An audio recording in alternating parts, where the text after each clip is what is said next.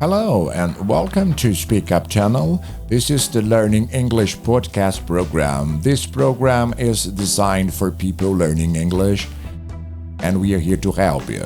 So if you want to speak faster, get vocabulary, improve and boost your fluency, this is the right video for you. Hope you enjoy it. Grab your pencil and the paper, write down the new vocabulary, pronounce the words and learn a lot. See you on our next lesson. Bye-bye. You will hear about brain hacks for fluency, the neuroscience of language learning. Your brain rewires itself when learning a language, but most methods are doing it wrong. Discover how neuroscience reveals why. Translation slows you down by 30%. Your brain wasn't built to convert languages. Chunking phrases speeds fluency by 40% versus memorizing vocabulary lists. 15 minutes of shadowing daily can boost speaking skills by 35% in 3 months, thanks to mirror neurons. From self-talk exercises to imperfect practice, learn research-backed techniques that actually work and why perfect grammar hurts progress. Listen carefully and try to understand as much as you can. Did you know that the human brain processes a new language differently than your native tongue? Brain scans show that second language learning actually creates new neural pathways. It's like building a completely new road system in your mind. That's fascinating about the neural pathways. How does that connect to the way people traditionally try to learn languages? Well, here's where it gets really interesting. Most language learners try to build fluency through translation, but that's like trying to drive on 2 roads simultaneously.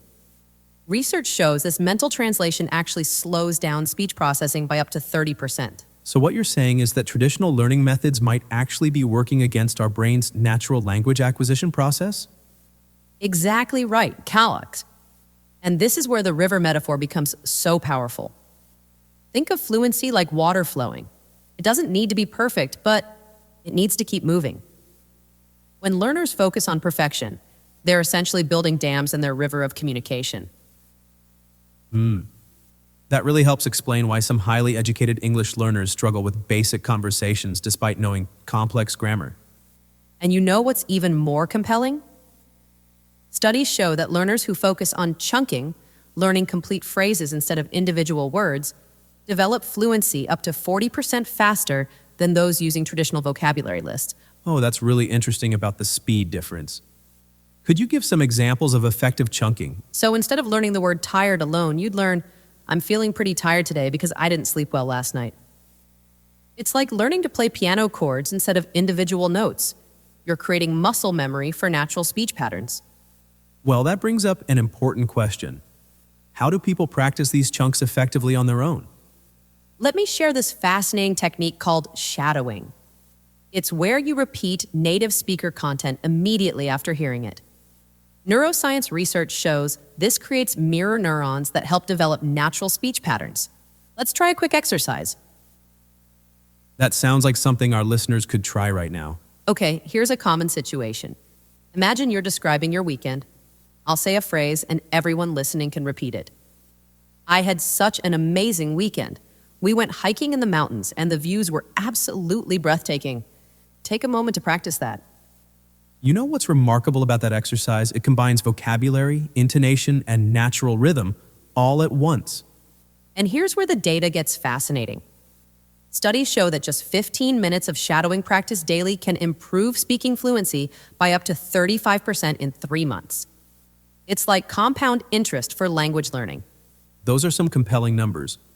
What other practical techniques show similar results? The mirror technique is another powerful tool. Spending just 10 minutes daily talking to yourself in English creates what researchers call self-directed immersion. Let's try another quick exercise. Describe your morning routine using time expressions and emotion words. That reminds me. Didn't the research mention some impressive success stories using these methods? Yes, like Ahmed from Egypt, who combined cartoon watching with active speaking practice. In just 6 months, he went from basic English to leading conversation groups. But here's the key insight.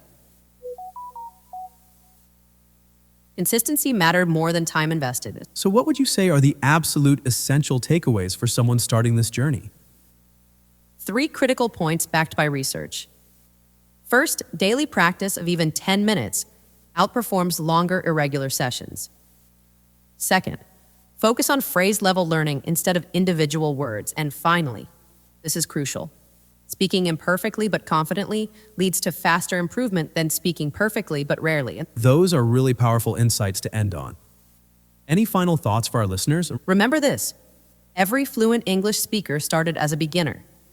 The research shows that what separates successful learners isn't talent. It's consistent practice and the courage to make mistakes. Your brain is literally building new neural pathways every time you practice, so keep going, stay consistent, and watch your fluency grow.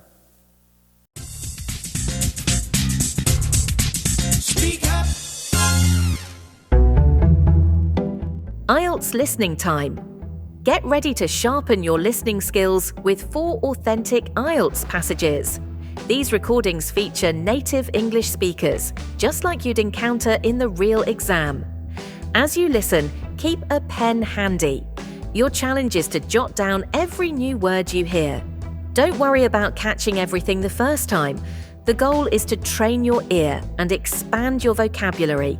Pay attention to the context around new words. It'll help you guess their meanings. Ready? Let's dive in. Listen to a lecture in a biology class. Today, I'll be talking about the concept of tropism as it relates to plants. Tropism, for those of you who don't know, refers to a bending of a plant or a part of a plant in response to an outside stimulus. There are 3 important kinds of tropism. They are phototropism, geotropism, and hydrotropism. In each of these kinds of tropism, a plant or a part of a plant bends in response to a different kind of outside stimulus. First, we'll discuss phototropism. The outside stimulus in phototropism is light. When a plant is affected by phototropism, it grows in the direction of a light source, such as the sun. The second kind of tropism is geotropism. In geotropism, the outside stimulus is gravity. In a plant affected by geotropism, the affected part of the plant grows directly downward because of the pull of gravity. When a plant's affected by geotropism, it's often the root structure that's affected. Okay, the final kind of tropism I'll discuss today is hydrotropism. When hydrotropism affects a plant, this means that the plant is drawn toward water. A plant under the effect of hydrotropism will grow in the direction of its water source. Listen to a lecture in an archaeology class. Today, we're going to be talking about fossils. A basic definition of fossils is that they are the remains of plants and animals that have turned to stone. And today, we're going to be talking about how animals become fossils. The process begins when a living being dies. After an animal dies, its soft tissues break down. When the soft tissues have decomposed, only the hard parts of the body, such as the bones and teeth, remain. Over a long period of time, the hard tissue becomes buried under layers of sediment. As more layers of sediment cover the hard tissue, it becomes buried more and more deeply. When the bones are buried deep in the earth, they come into contact with groundwater, and a change begins to occur. Minerals from the groundwater seep into the bones, and over long periods of time, the minerals eventually replace the bones. This is the actual step when fossilization occurs, when minerals from the groundwater have replaced the actual hard tissue from the original body. The buried fossilized remains, which are buried deep within the earth, may then make their way back to the surface. As the earth moves, the remains are pushed around. If they get closer to the surface where they can be seen, or get near enough to the surface where they can be dug out. Listen to a discussion by a group of students taking a law class. We need to know about Clarence Darrow and some of his more famous cases. Okay, I know that Clarence Darrow was a famous lawyer. What were some of his most famous cases? He was famous for the Eugene Debs case and the Loeb-Leopold case and the Scopes trial. He was also famous for his part in resolving a coal strike. Okay, let's go over each of these cases and make sure we understand them. The first one was the Eugene Debs case in 1895. Darrow defended Debs, who was the president of the Railroad Workers Union, after the railroad workers went on strike. Wasn't the strike by the railroad workers called the Pullman strike? Yes, it was. It was named after the Pullman, which was a type of railroad car. The next situation was the Pennsylvania coal strike in 1902. Clarence Darrow was asked by the President of the United States to arbitrate the coal strike. So, this wasn't actually a trial. It was an arbitration. That's true. Now, there are two other trials we need to know about. The Loeb-Leopold trial and the Scopes trial. The Loeb-Leopold trial was in 1924. This was a very famous murder trial. And Clarence Darrow was the defense attorney in this trial? Exactly. Now, the last case we need to be familiar with is the Scopes trial, but I don't know much about that. The Scopes trial in 1925, also known as the Scopes monkey trial, was about evolution, about whether humanity evolved from monkeys. And who was Scopes? Scopes was a high school biology teacher who was charged with breaking the law because he taught evolution in school. And Clarence Darrow was the defense attorney in this trial? Yes, he was. I think we've covered the information we need to know about Darrow. We know about 3 of the trials in which he served as defense attorney. And we also know about the strike he helped to arbitrate. Listen to a discussion in a physiology class. Now, we're going to review the information on various types of fractures, or broken bones. Yesterday, we talked about 3 types of fractures. Do you remember what they were? Claire? They were simple, compound, and green stick fractures. Yes, exactly. Now, can you tell me how a simple fracture and a compound fracture differ? Are they different because of the number of fractures? Dave? No. The difference between a simple and a compound fracture refers to how much damage there is to the tissue around the broken bone, rather than the number of breaks in the bone. In a simple fracture, the bone is broken, but there's little damage to the tissue around the bone. In a compound fracture, the bone is broken and there's a lot of damage to the tissue around the broken bone.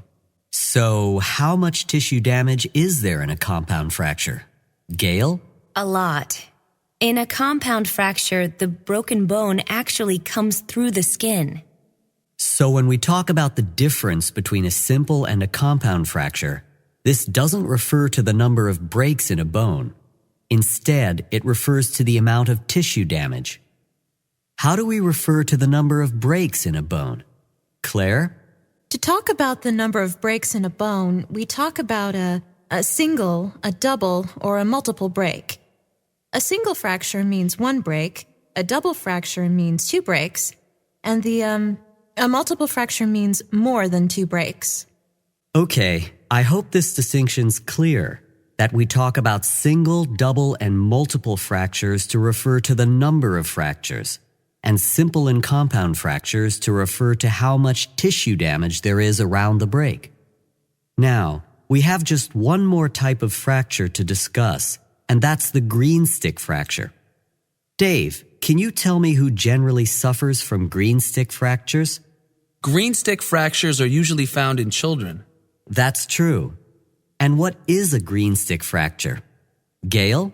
A green stick fracture means that the bone bends, and maybe it breaks part of the way, but it doesn't break all the way through. The name green stick refers to a young green plant that might bend instead of breaking. So, is a green stick fracture a very serious fracture? Claire?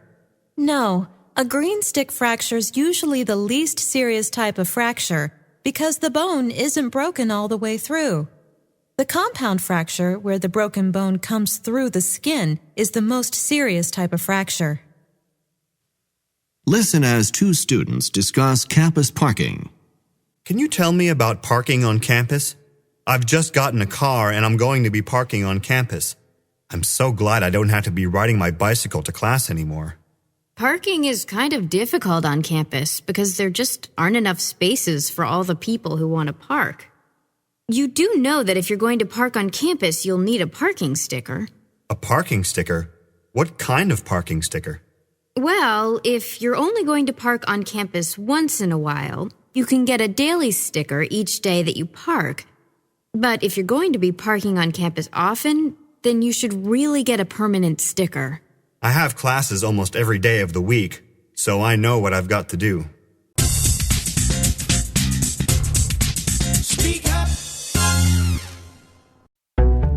You will listen to a real story about a hockey player who survived death and returns to ice to play back again.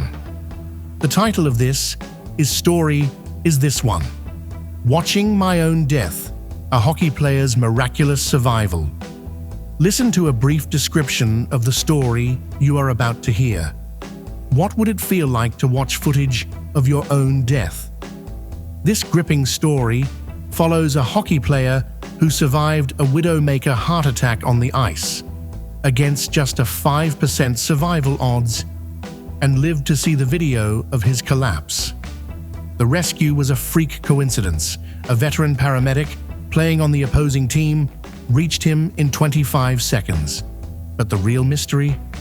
His heart healed completely, defying medical logic. Haunted by darkness instead of a bright light, he grappled with grief. His mother had died days earlier, and an unsettling near-death experience. Yet 2 weeks later, he was back on the ice, skating over the spot where he died and scoring a goal. This is a raw look at mortality, resilience, and what it means to choose life after staring into the void. A memento mori and a second chance. Now be prepared to listen to this and enjoy. Have you ever wondered what it feels like to watch a video of your own death? Today we're exploring an extraordinary case where a hockey player not only survived clinical death, but has the footage to prove it. The medical odds of surviving this type of event are staggering. Just a 5% chance when it happens outside a hospital. What makes the story even more remarkable is the incredible coincidence that saved his life. Well, that's exactly right. A paramedic with 30 years of experience just happened to be playing on the opposing team that night. The video shows him reaching the collapsed player within 25 seconds, which proved absolutely crucial for survival. So what exactly does this type of cardiac event look like? The medical records describe it as a widowmaker heart attack, a complete blockage of the left anterior descending artery. The footage captures the exact moment. At 12:30 in the first period, he suddenly puts his hand to his face shield and crumples to the ice. No attempt to break his fall, just gone.